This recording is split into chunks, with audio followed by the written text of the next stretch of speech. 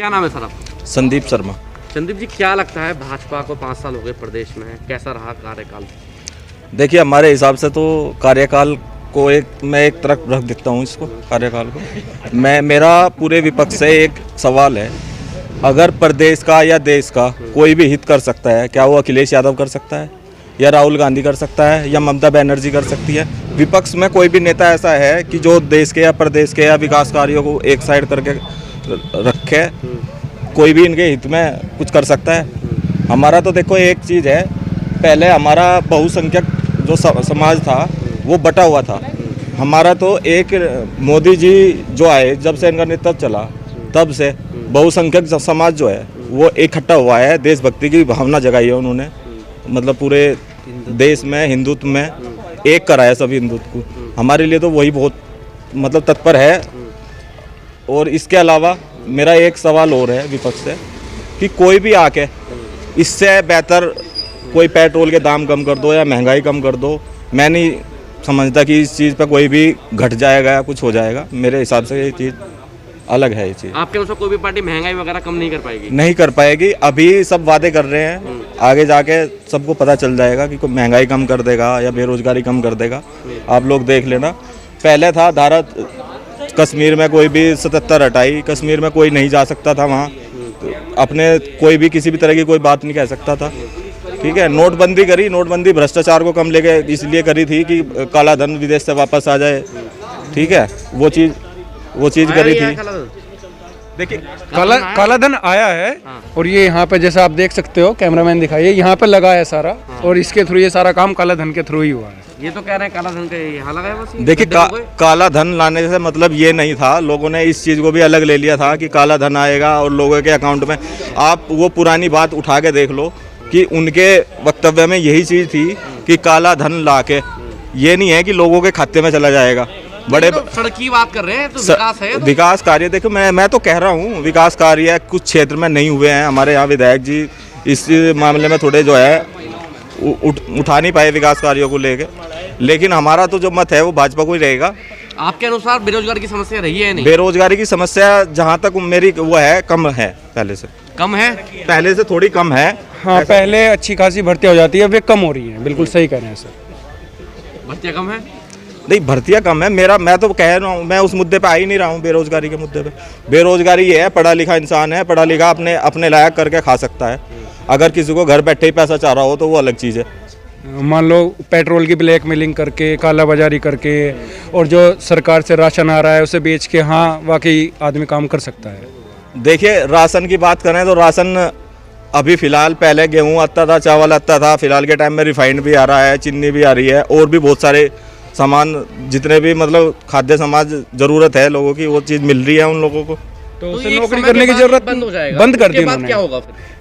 देखो, और सरकार अगर इस तरह का काम कर पाए तो देखो भाई, नहीं तो नहीं, अगर वे खाना घर पे ही ला के दे रहे हैं, थोड़े दिनों में ऐसा भी करते हुए टिफिन व्यवस्था कर देंगे हमारे लिए, तो हमें काम करने की जरूरत ही बंद हो जाएगी हमारी।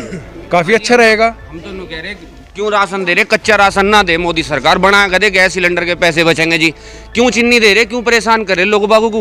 भाई खिचड़ी दे एक दिन, तो पूरे परिवार का नाम लिख ले, दाल दे, हैं उड़द की, मूंग की, मसूर की, पनीर खिलवावे, इन्हें खाने तक काम चल जाएगा। भाई जी ने कहा रोजगार, युवा पढ़ा लिखा रोजगार है। हम पढ़े लिखे है जी, डॉक्टर है, आज तक 5 साल हो गए हमें, डिग्री लेके कहाँ घूमे, कौन सी गली में छापा मारे, क्या करे जी? ये बताओ, रोजगार जो इंटर पास कर लिया लड़का, आज आप ये बताओ देश हमारा कितना सशक्तिकरण हो रहा है। एक लड़का घर का काम करता था, पेट्रोल पंप से लेकर जूते की दुकान से लेकर हर जगह महिलाओं को बैठा दिया गया 5,000 रुपये में। 5,000 रुपये में घर का काम चल जाता है।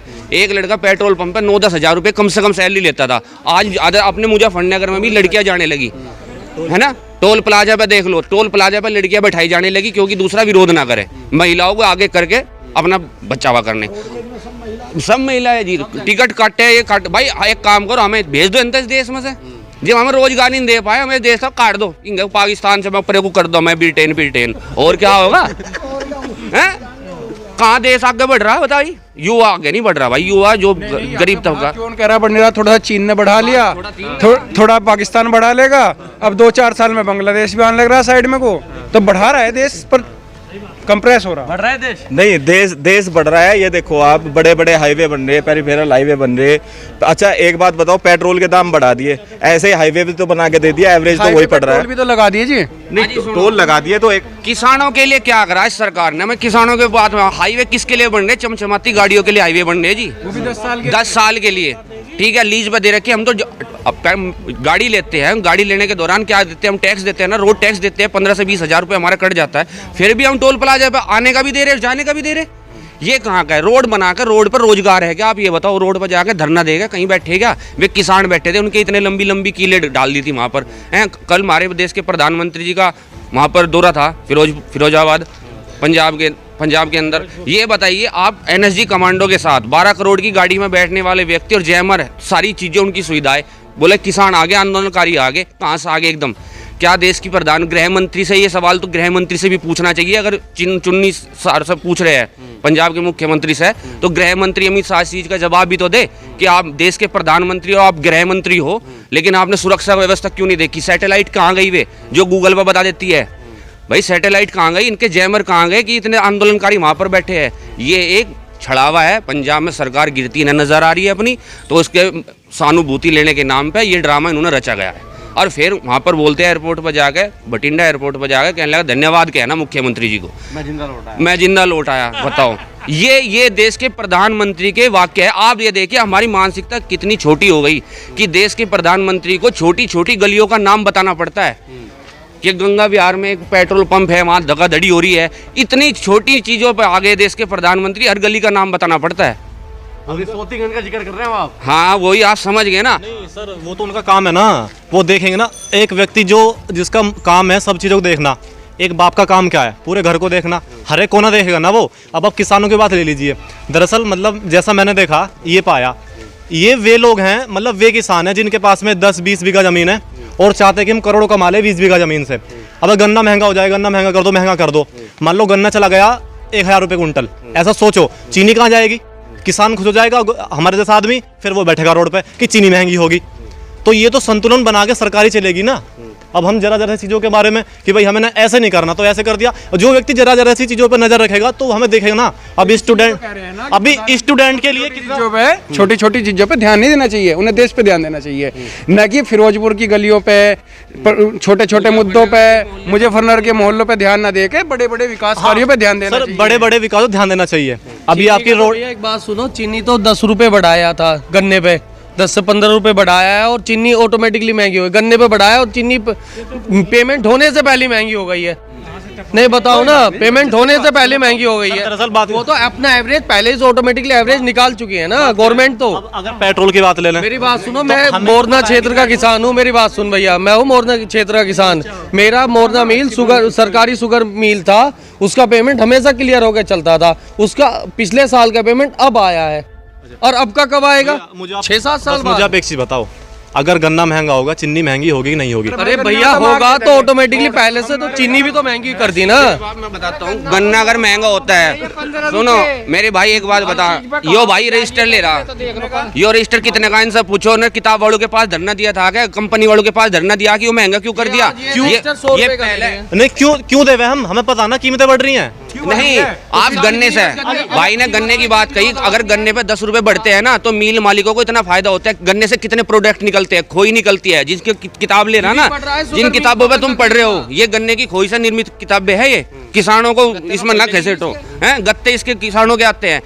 और गन्ने से 70 प्रोडक्ट ऐसे निकलते हैं जो आज तक पता भी नहीं। गन्ने से अपनी मिल मालिक बिजली खुद बनाता है और बाद में दिखा देता है मेरे पे तो खत्म हो गया जी, मैं नहीं कर सकता पूरा, है ना। जब युवा है तो क्या लगता है जो चुनाव है बदलाव होगा नहीं होगा? बीजेपी आएगी फिर? सर जी, बदलाव बिल्कुल हो रहा है, बिल्कुल बदलाव दिखाई दे रहा है। अभी योगी जी ने बात की कि वो करने के लिए लैपटॉप, मतलब टैबलेट बांटे जा रहे हैं, फ़ोन बांटे जा रहे हैं, तो एक युवा सशक्तिकरण हो रहा है। और मैं तो कहूँगा कि जैसा मुझे दिखाई दे रहा है, सबका नज़रिया अपना अलग अलग है, तो मेरे लिए तो अच्छा हो रहा है। भाजपा सही रही है, मैं तो भाजपा को वोट दूंगा। और लैपटॉप तो अखिलेश जी ने भी बांटे थे और बहुत बड़े स्तर पे बांटे गए थे।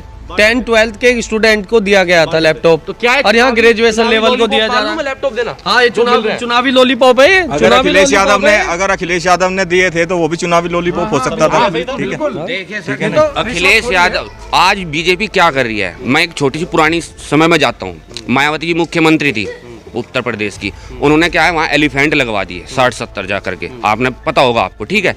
तो सबने उनका विरोध किया कि अपनी मूर्ति बनवा दी, ठीक है जी। यही तो बात होती थी ना। विपक्ष क्या होता है, विपक्ष हमेशा उन्हीं मुद्दों को उठाएगा जो सरकार करके गई। अखिलेश यादव ने लैपटॉप बांटे, तो योगी जी भी तो वही कर रहे हैं। अब लैपटॉप बांटने की क्या जरूरत थी ना? अगर ये विकास के कार्यों पर चलते, लैपटॉप बांटने की क्या जरूरत थी? आज इंटरनेट कितना महंगा हो गया। जियो क्या है, जियो एक प्राइवेट संस्था ही तो थी। जियो ने लॉलीपॉप दिया, सब लोगों को बोला कि हमारा फोन ले लो 6 महीने के लिए, आपका नेट फ्री। इतने कस्टमर जियो के बन गए कि आदत होगी लोगों को नेट चलाने की डेली। आपके घर में 4 आदमी बैठ के बात नहीं करते, केवल जियो का खेल देखते हैं, जियो पर क्या चल रहा। ये है माहौल जिया हर घर का। और पहले घर में आदमी सब बैठ करके बात करते थे। आज इतनी आवश्यकता नेट की होगी, कहीं आना जाना तो नेट, और नेट कर दिया महंगा। यही तो निजीकरण हो रहा है इस देश का, यही इसी को निजीकरण बोलते हैं। सबसे सस्ता नेट है इंडिया में, तो सबसे सस्ता नेट आपके पास नहीं है। हाँ? आपके पास है? तो फिर आप कैसे मना कर रहे हैं क्या? कि मतलब घर बैठ कर? मेरे पास भी हम सब चला रहे हैं। नहीं, जैसा हमने चलता उस बात को नहीं कहा, बात नहीं समझे। हमने कहा कि नेट महंगा क्यों कर दिया। अभी कंपनी ने 1 महीना पहले बढ़ाया ना कीमत, प्रदर्शन क्यों नहीं हो रहे? उसके लिए धरना प्रदर्शन क्यों नहीं हुआ? क्या बोलो भैया आपने? जब किसानों का गन्ने का 10 रुपए रेट बढ़ने पे हर कंपनी मालिक को नुकसान हो जाता है, क्या जियो के ये 20 रुपए 20% रिचार्ज पे बढ़ने पे किसी को नुकसान नहीं हुआ?